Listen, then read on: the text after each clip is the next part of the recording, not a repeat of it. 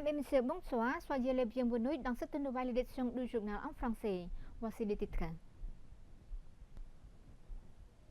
Son Excellence Apik Santik Bandit Sosokha a présidé la cérémonie de clôture du match de football prix de Son Excellence Apik Santik Bandit Sosokha de Préveigne 2024.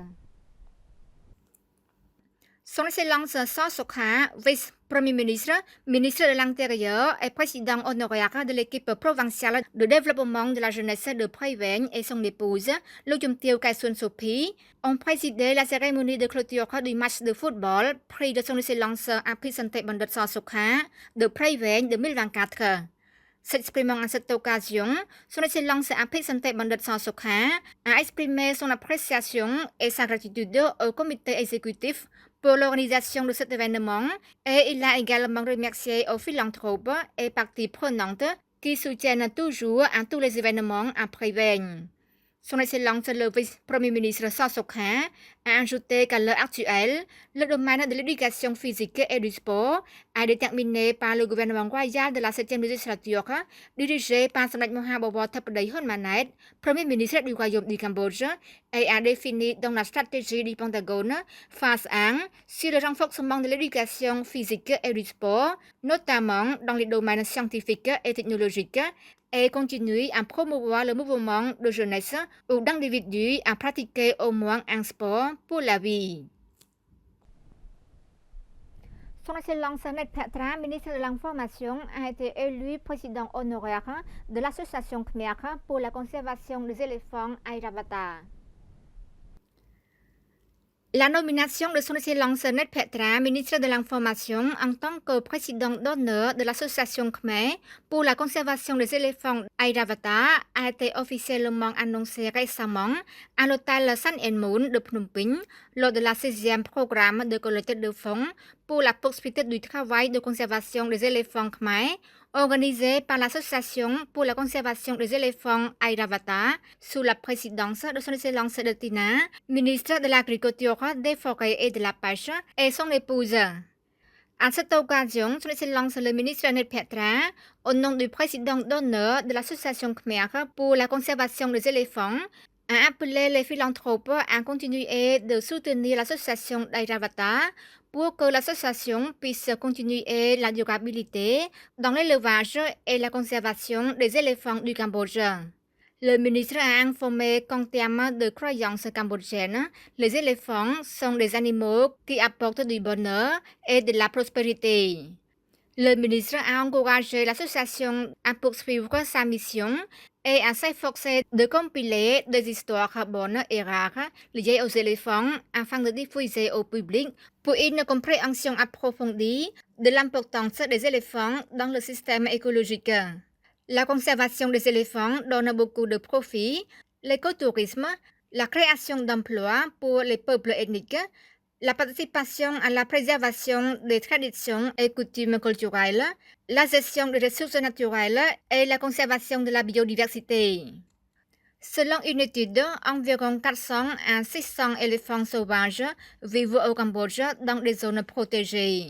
Pour les éléphants domestiques, compte seulement 70 au Cambodge. A rappelé que l'association de conservation des éléphants Khmer d'Airavata a été créée en 2015 dans le but de participer à la préservation des traditions culturelles khmères, dans lesquelles les éléphants sont associés au peuple cambodgien depuis l'Antiquité, ainsi que de participer aux travaux de conservation de la biodiversité, en particulier contribuer à empêcher l'extinction du petit nombre d'éléphants domestiques restant au Cambodge et contribuer à la promotion du tourisme. Lors de cet événement, Son Excellence de Tina, ministre de l'Agriculture, des Forêts et de la Pêche, a versé 10 000 dollars américains à l'Association de conservation des éléphants Khmer d'Airavata. Son Excellence Chai Rathisain, ministre du Développement rural, a inspecté l'état d'avancement de la construction des routes dans le district de Kampong Tralai, Relief Ir et de Boribo, province de Kampong Chnang. Son Excellence Chéri Thyssen, ministre du Développement rural, accompagné de ses subordonnés et de son Excellence Sun Sovanarit, gouverneur de la province de Kampong Chnang et des autorités à tous les niveaux, ainsi que des officiers professionnels, ont inspecté 6 routes dans les districts de Kampong Tralak et Rolea-Payer et Boribo. La première route mesure 11,09 km de long et 6 mètres de large, dont 10,63 km de route goudronnée et 460 mètres de route bétonnée, comprenant plus de 20 drains, reliant le village de Nikta Aung, commune de Srekres au village Sve, commune Taché, district de Kampong Tralak. Deuxième route, mesure 4,15 km de long et 6 mètres de large, route pavée à 2 étages DBST, reliant la commune de Premoul à la commune de Changkriv, district de Rolea-Payer avec 5 drains ronds.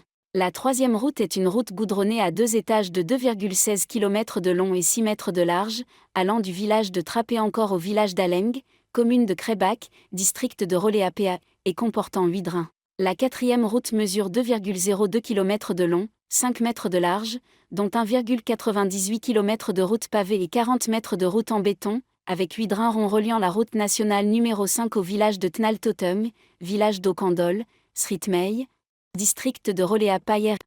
La cinquième route mesure 5,75 km de long, 6 mètres de large, dont 5,7 km de route pavée DBST à 2 étages, 50 mètres de route en béton, comprenant 23 drains ronds, reliés à la route nationale 53 au point Troc-Clair, commune Sritmey, reliant à la route nationale 5, village Trapé-en-Pau, district de Rolea-Payer. La sixième route mesure 11,36 km de long et 5 mètres de large, dont 11,12 km en double pavé et 140 mètres en béton reliant la route nationale numéro 5 au point du village de Fsar, commune de Fsar à la route nationale numéro 5 au point de la commune Menon, district de Boribo comprenant 9 drains. Les 6 routes ont été achevées dans le cadre du programme de développement du gouvernement royal dans le cadre de la deuxième phase du projet d'amélioration des routes rurales grâce à une subvention du gouvernement de la République populaire de Chine. Ensuite, Son Excellence le ministre et la délégation ont inspecté l'état de 2 autres routes à la demande de la population locale pour faciliter les déplacements et les affaires. La première route est parallèle à Wat Champa Chonaram, appelée Wat Tasso, et une autre route mesure 1 km de long et une route de 199 mètres de long dans le village de Crinlive, commune de Crinlive, district de Rolea-Pa, pour vérifier la possibilité de construction comme demandé. សូមសិលងសខាន់ខនស៊ូសិកតាខដេតាដោយ ministère de culte et de religion et président de chrétien en paix a remis 6 puits d'eau aux habitants ruraux dans la province de Posan. À cette occasion, son Excellence Khan Khon, sous-secrétaire d'État, ministère des Cultes et des Religions et président de l'association chrétienne en paix, a déclaré que l'eau potable est une nécessité pour les habitants des zones rurales. Les 6 puits d'eau ont été remis aujourd'hui, sont situés dans les localités comme suivant: 1. Village de Chamka Chray, 1. Village de Chamka Chray du Sud, commune de Kroperpi, district de Vilveng, province de Posan. 2. Village de Konglen, commune de Lung Riep, district de Vilveng, province de Posan. 3. Village de Stang Thmei, commune de Promoi, district de Vilveng, province de Posan. 4. Village de Krosang Pneu, commune de Kroperpi, district de Vilveng, province de Posan. 5. Village de Taten, commune de Kroperpi, district de Vilveng, province de Posan. Et 6. Village de Tangyo, commune de Promoi, district de Vilveng, province de Posan. Son Excellence Khan Khon a souligné que la construction de tous ces puits est le résultat de la collaboration entre l'association chrétienne en paix avec les dons des philanthropes locaux et internationaux pour aider les gens de chaque communauté qui n'ont pas encore d'eau potable à consommer. Veuillez noter que ces puits allégeront une partie de la vie quotidienne des habitants de la communauté et assurer l'irrigation pour la culture et l'élevage pour les moyens de subsistance. C'est la fin de notre journal. Merci pour votre fidélité au journal en français. Bonne suite de programme sur TVK et à demain.